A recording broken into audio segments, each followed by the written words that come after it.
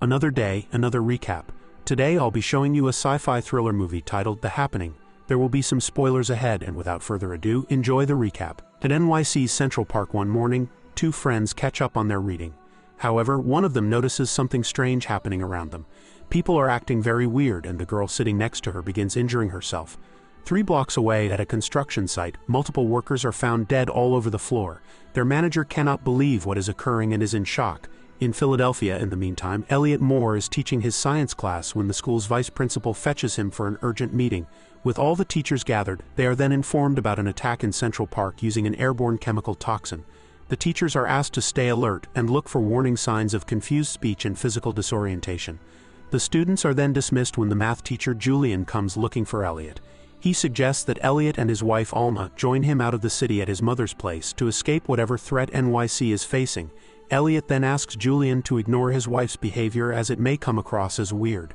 Julian then reveals a secret that he had been keeping. He tells Elliot that he had seen Alma crying on the day of their wedding, implying that she wasn't ready for this step. Elliot reaches home to find Alma watching the news about how the toxin damages the self-preservation mechanism for humans and induces people to turn off some parts of their brain and cause hallucinations and a tendency to harm.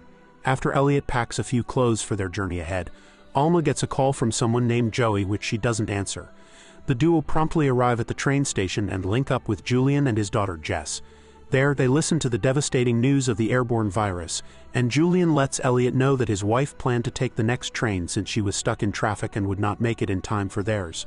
When Julian mentions that he is glad about Alma joining them, she realizes that Elliot must have told him something about their fight.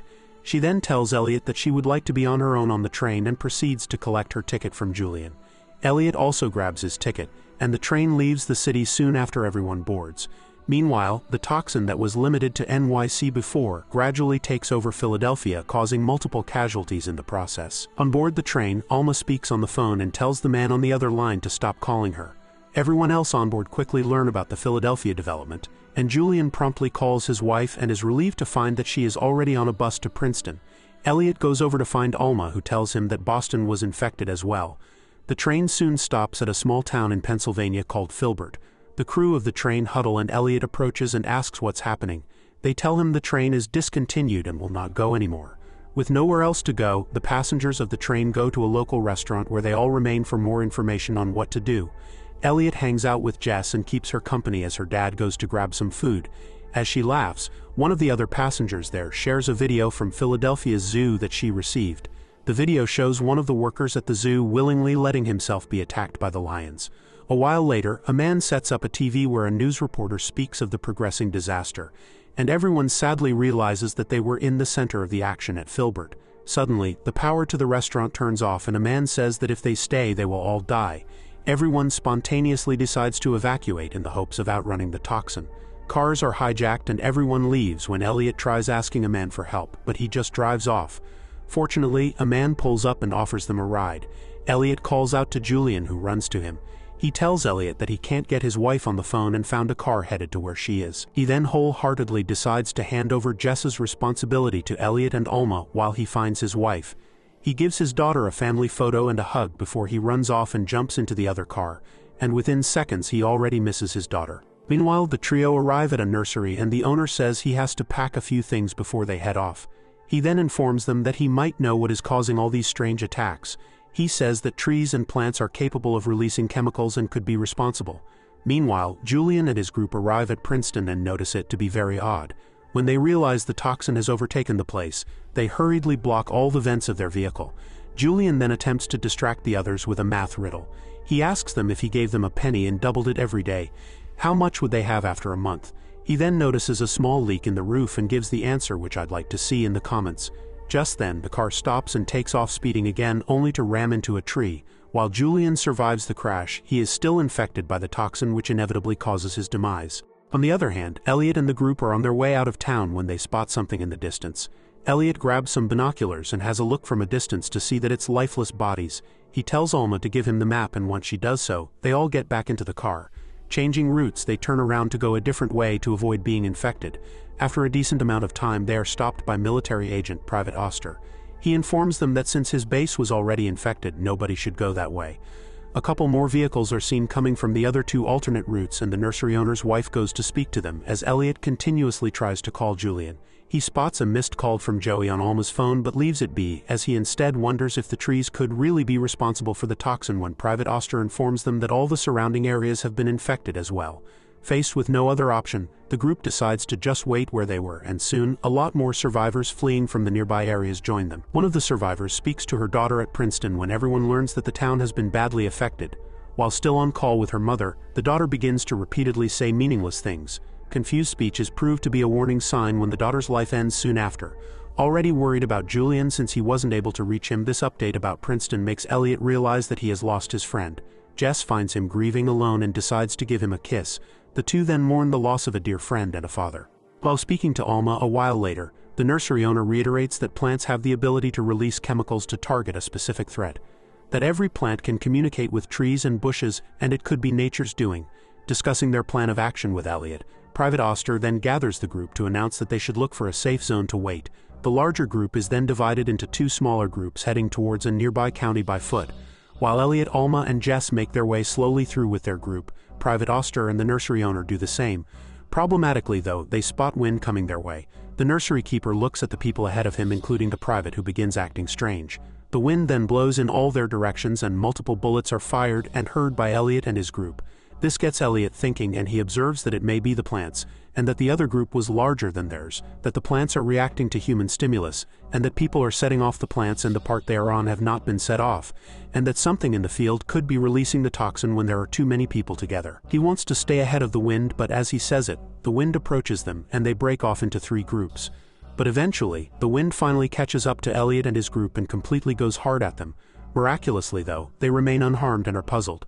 Continuing on their way, Jerry and Josh introduce themselves as they come across an abandoned vehicle. While looking through the vehicle for a map, Elliot catches a radio broadcast discussing that because of the limited scope of the attacks, they could be a result of a nuclear leak. The group then heads over to a house in the distance, and Elliot finds a map for directions to Arundel that is about 10 miles away. Discussing with Alma, they decide that finding a place with the least population will be their safest bet to get out of this mess regardless of its source. Taking inspiration from the nursery owner, Elliot speaks to a plant in the room to assure it that they mean no harm when he realizes that it is a fake one. Strangely enough, more objects around the home are revealed to be fake, including the drinks as well as the food. Leaving the place, they spot more survivors looking for shelter and witness firsthand how a larger group fall victim to the toxin and all die. As they continue the journey, the two kids accompanying Elliot ask how his relationship is going, and he just shuts them up. Out of nowhere, they suddenly come across a radio in a barn and catch an emergency broadcast urging survivors to head west. Later, Alma tells Elliot that Jess needs food. He agrees, and hoping to find something to eat, they head up to a house with boarded-up windows. As Jess gets pushed in the swing, the other kids recommend breaking in, but before they do, they spot people inside and ask if they can get some food. But the people inside tell them to go away as they fear being contaminated. While Elliot attempts to convince them that there is nothing wrong with the air, Josh and Jared try to force their way in. Fed up with their antics, the man inside of the barricaded house pulls out a gun and kills Josh. Not yet finished, he takes out Jared just the same. With both of them dead, Alma tells Elliot they need to flee, and they all take off. In Petersburg, West Virginia, news reporters urge people to stay inside. This happens all over the place, and Florida listened to a professor say the event will be at its most sensitive tomorrow. And in Nebraska, men armed to the teeth listen to the same reporter talking about how the CIA may be involved, and barricades have been set from Maryland all the way to Massachusetts. Wandering across the countryside, Elliot, Alma, and Jess come across an old home with no power even going to it. As Elliot looks around the property, he finds an elderly woman who introduces herself as Mrs. Jones. She invites Elliot and the other two inside for some supper. While she seems to be a bit odd, the group is just relieved about some food and shelter. When they realize that she lives self-sustainably without any contact with the world outside, they try to inform her of the strange outbreak. However, she strictly forbids them from telling her anything and insists that she doesn't care. Nonetheless, she fortunately allows them to spend the night in her home. After Jess falls asleep, Elliot and Alma whisper amongst themselves about how they will have to put up with Mrs. Jones's strangeness, at least for the night. Just then, the sound of creaking floorboards alerts them to her arrival, and she accuses them of having ulterior motives. When Elliot assures her that they meant her no harm, she turns away. The next morning, Elliot wakes up to find himself on his own and heads downstairs only to spot a doll in Mrs. Jones's bedroom. A furious Mrs. Jones finds him poking around in her room and angrily asks him to leave her house immediately before heading outdoors herself. Elliot follows her out to explain things when he realizes that she is infected by the toxin. He hurries inside and shuts the door while calling out for Alma. The infection causes Mrs. Jones to repeatedly crash her head into multiple windows around the house while Elliot tries to save himself. Still looking for Alma and Jess, he then cautiously makes his way through the house and realizes that they are across the backyard in the spring house. Remembering that there was an underground talking tube between them as informed by Mrs. Jones last night, Elliot urges Alma to shut the door and window to stay safe. Seeing as how Mrs. Jones was on her own when she got infected, Elliot apologizes to Alma for his inability to save them, and she realizes that they might not make it out alive. All thoughts of their ongoing fight are forgotten in the face of impending doom as the two continue their conversation through the talking tube and lovingly reminisce about the first time they met. Deciding that their lives cannot end apart from each other, Elliot leaves the house and walks towards Alma, who also leaves the spring house along with Jess. They meet in the backyard and are puzzled when they remain unaffected by the toxin despite the strong wind around them. Even then, they go back inside to wait a while longer before Elliot concludes that the effects of the toxin may have ended before they went outdoors. 3 months later, Alma gets Jess ready for her first day of school and Elliot waits with her for the bus. The news in their living room shows a toxicology expert likening the event to a red tide and asserts that it is possibly the only way plants can defend themselves from a potential threat of humans. Since it was primarily over within 25 hours, he says that this could be a warning for humanity, with an even bigger disaster lurking around the corner.